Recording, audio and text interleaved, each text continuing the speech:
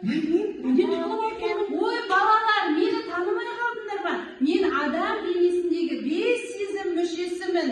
Көріп қабылдау, көз, иіс сезу мүшесі, мұрын, дәм сезу мүшесі, тіл, естіп қабылдау мүшесі, құлақ және сипат сезу мүшесі, қол. Бұлар балалар бір-бірімен тығыз байланысты. Мына сендер сияқты бесеуі дос екен, үлкен 5 аймақ екен балалар. Сондықтан да айналаны танытатын 5 кірт деп аталады. Мынау не түтін? Қандай түтін балалар? Мен ешқандай түтін көріп тұрған жоқпын. Мұрнымда иіс сезбейді. Сендер ше балалар? Түтін шығатындай өрттің даусын естідіңдер ме? Мұрныңыз иіс сезді ме? Қолымызбен ұстап қарайықшы, сезінейікші. Ұсталды ма балалар? Таптым балалар. Тілімізбен дәмін татып қарайық. Дәмін сездіңдер ме балалар? Ой, балалар, мен сендерді бақыладым. Сендердің де, менің де сезім мүшелеріміз ештеңені сезбей тұр. Енді қалай дамытамыз? Айналадағы дамуымызға жағымсыз, кедергі болатын нәрселердің кесірінен біздің сезім мүшелеріміздің сезімдері кілттеніп қалған екен ғой. Бәсе денем неге ауырлап кетті десем, барлық сезімдеріміз арқаланып тұр екен. Енді оны қалай ашамыз? Мен аша алмай отырмын. Олай болса, 5 аймаққа барып, жаттығуларды, тапсырмаларды дұрыс орындасақ, сезімімізді дамытсақ, мүмкін алқамыз ашылып қалар. Біздің көру жүйеміз толық дамымағандықтан, біздің жолымызда кедергілер кездесіп, жолымыз қараңғы болуы мүмкін. Сендер қараңғылықтан қорықпайсыңдар ғой? Иә, мен қорқам. Ой, Нұрила, сен неге қорқасың? Балалар, Нұрилаға қараңғылықтан қорықпаудың жолын үйретеміз бе? Иә, қазір айналамыз қандай? Жарық. Енді жай ғана көзімізді жұмамыз. Қараңғы ма балалар? Ашамыз. Солай көз жаттығуын жасау арқылы көру жүйемізді дамытамыз. Біз аймағына адасып кетпеу үшін мынадай жарық жолдармен барайық.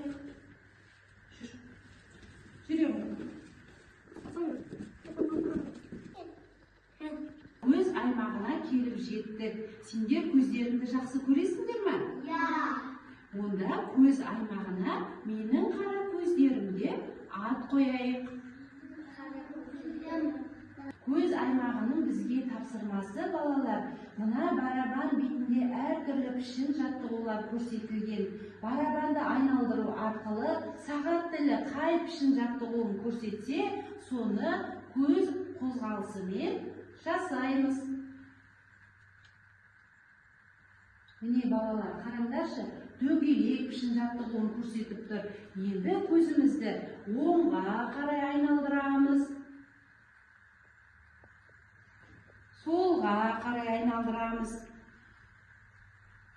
Келесі тапсырмамыз мына дүрбі арқылы алыстан қараймыз және жақындағы затқа қараймыз. Бұл жаттығуды жасау арқылы біздің көз бұлшық еттерінің шаршағаны басылып, көзіміз тынығады. Ал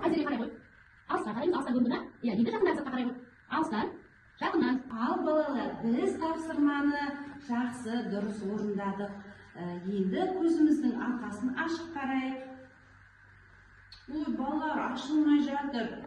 Олай болса, көзімізге өлең арнайық.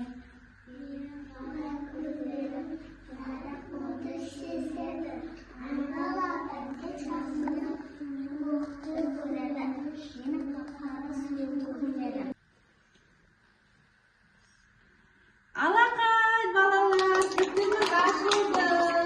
Енді біздің көзіміз көру жүйеміз айналадағы барлық жақсылықты көретін болды. Ал келесі сезім мүшесі қандай?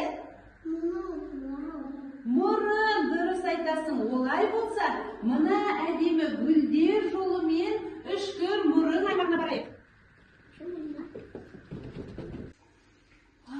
Балалар, қандай иіс сездіңдер?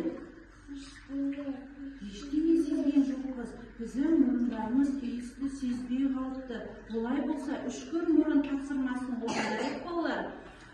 Үшкір мұрынның тапсырмасы мұрнымызбен терең тыныс алып, су бетіне үрлейміз. Ал, Нұрила, үрлей ғой.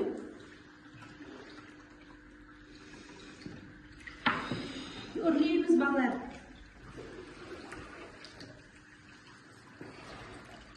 Мұрнымызбен терең тыныс аламыз.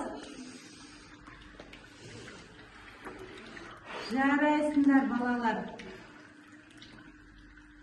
Жарайсыңдар. Ал келесі тапсырмасы балалар. Мынадай ыдыста тұрған заттардың иісін иіскеу арқылы маған тек қана лавыр жапырағының иісін тауып беріңдер дейді. Ал иіскеп қарай ғой.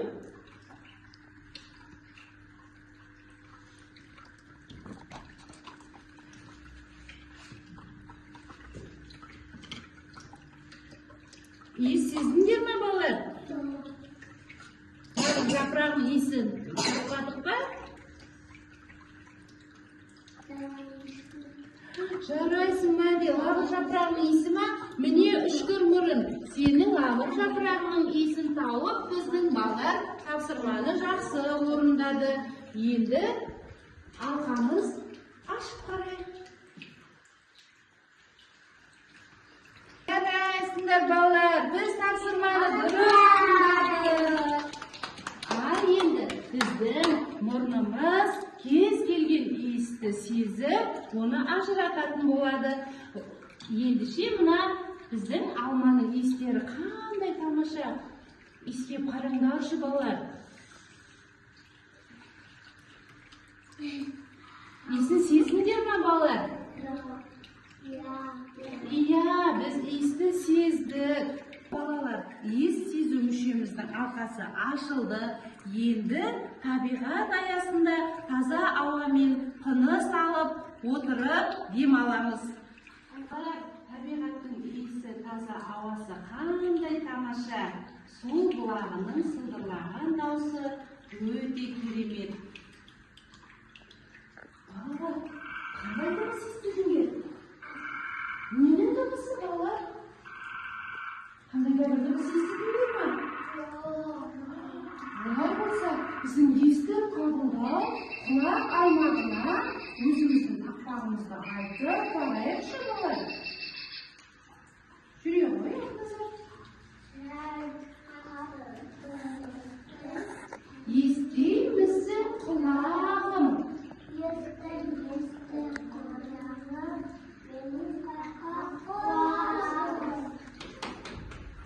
Ой, балалар, ненің дыбысы десек?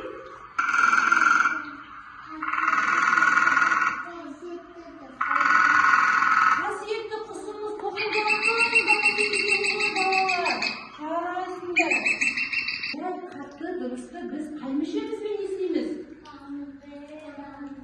Құлақ бізде нешеу? Жарайсыңдар. Біз жай қатты дыбысты, жылы сөздерді, ән мен әуенді құлағымызбен естіп қабылдау арқылы ажыратамыз екен. Ал енді құлақ аймағының тапсырмасы ойын арқылы берілген шапшаң құлақ деп аталады. Шапшаң құлақ ойынның шартын балалар мен сендерге түсіндірейін. Мына жерден табиғаттың дауысы, жануарлардың немесе бір жай әуеннің дауысы шығуы мүмкін. Бірақ соны мұқият шапшаң құлағымыз арқылы тыңдап, ең соңғы қатты шыққан дыбыстың ненің дыбысы екенін ажыратуымыз керек балалар. Кім бірінші естіп ажырататын болса, мына қоңырауды басамыз. Ал балалар, әуенді тыңдап қарайық.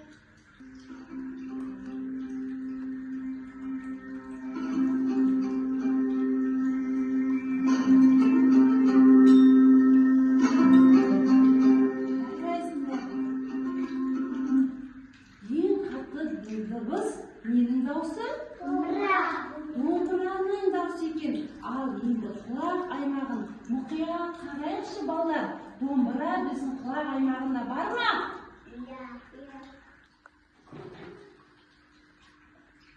Жарайсың мәден. Бұл біздің қазақтың киелі ұлттық аспабы домбыра екен. Ой бала, ненің дауысы? Қайдан шығып жатыр бұл дауыс? Ненің дауысы? Бала, қайдан шығып жатыр екен дауыс? Қайдан шықты балалар? Жарайсыңдар, бірақ бұл жерден шықты ғой, бірақ ненің дауысы ол? Аттың дауысы екен, жарайсыңдар, ала қойды атты. Енді арқамызды ашып қарайық.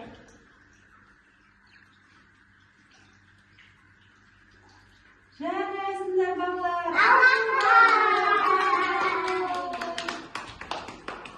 Балалар, келесі бізде қандай сезім мүшесі қалды? Тері арқылы сырттағы ысыны, салқынды, қатты, жұмсақты, кедір-бұдырды, тегісті барлығын ұстап сезу арқылы сезінеміз және ажыратамыз. Бүгінгі біздің қол аймағының тапсырмасы мына алдымызда тұрған заттардың барлығын ұстап, сипап, сезу арқылы сезінеміз және өзіміздің сөздік қорымыз арқылы сезімімізді жеткізіп айтатын боламыз. Ұстап сезінейік.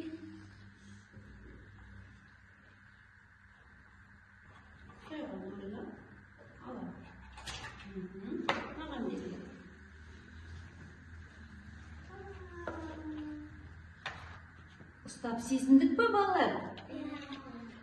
Ал Мәди, не сезіндің? Айта ғой.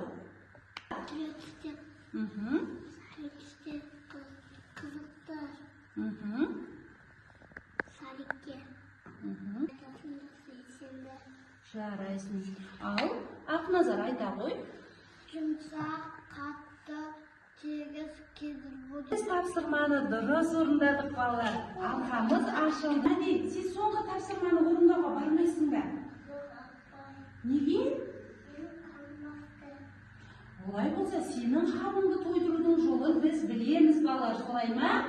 Біз соңғы дәм сезу аймағында түрлі түсті дәмдер бар, тәттілер бар екен. Солардың дәмін тату арқылы сенің қарныңды тойдырамыз. Жүре ғой Мәди. Дәм сезу аймағы тіл. Біз тіліміз арқылы мына жерде тұрған тағамдардың барлығының дәмін тату арқылы дәмін ащы, дәмді, тәтті және қышқыл деп ажырататын боламыз. Және де ащы дәмді қызыл түске жинақтаймыз. Қышқыл дәмді сары түске, тәттіні жасыл түске жинаймыз. Және дәмсіз тағамды көк түске жинақтайды екенбіз балалар. Мен сендерге бірінші сусын берейін. Сусынның дәмін жай ғана татып қараймыз балалар. Ала ғой Нұрила. Мәди ала ғой. Ал балалар, бірінші дәмді татып қарайық. Қарай ғой, дәмін татып қарай ғой. Қандай екен балалар дәмі? Ащы. Ащы. Біз ашыны қандай түске қоямыз? Қызыл түске қоямыз. Олай болса, ашыны қызыл түске қоя ғой. Қызыл түске қоя ғой Нұрила. Балалар, алақай, кілтіміз ашылды. Ой, балалар, біздің сезім мүшелеріміз толыққанды дамығаннан кейін мынадай сезім әлеміне айналыпты. Балалар, біз сезімдеріміз сезімді толыққанды дамыды. Бірақ енді біз қайтадан кілттеніп қалмау үшін қауіпсіздігімізді үйренуіміз қажет. Көру жүйеміздің қауіпсіздігі мына телефонды көп қарауға болмайды екен. Бүгінгі ұйымдастырылған іс-әрекетіміз тосын сыйым сендерге ұнады ма? Келесіде мен сендерге бұдан да өзгеше тосын сый дайындауға уәде беремін.